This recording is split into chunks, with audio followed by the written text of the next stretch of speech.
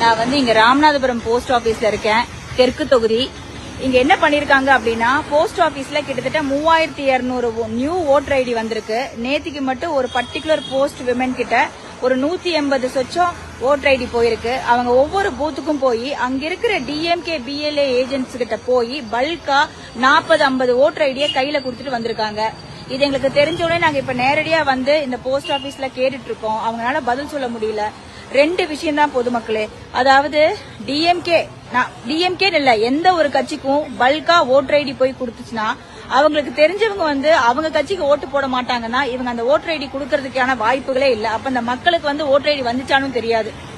அதே மாதிரி இவங்க ஓட்டர் ஐடி வாங்கி கொடுத்தாங்க அப்படின்னு சொல்றதுக்கு ரொம்ப நேரம் ஆகாது.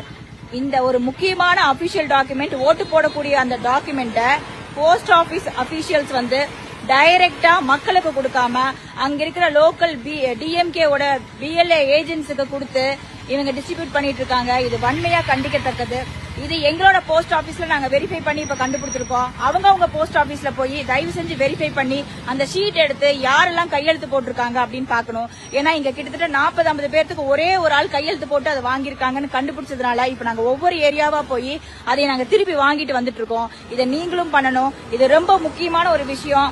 அனைத்து கட்சிகளுமே இதை பண்ணணும். எஸ்பெஷலி பாஜக, ஏடிஎம்கே இதை கண்டிப்பா பண்ணணும். ஏன்னா டிஎம்கேவோட அட்ராசிட்டிஸ் எல்லாம் ரொம்ப அதிகமா இப்ப இருக்குது. அபிஷியல்ஸ் அவங்க அவங்களோட லேசினஸ் இவங்க யூஸ் பண்ணி மக்களுக்கு கொண்டு போக வேண்டிய ஓட்டர் ஐடியை சரியான முறையில இவங்க கொடுக்கறதில்ல அப்படிங்கறது நிதர்சனமான உண்மை. இது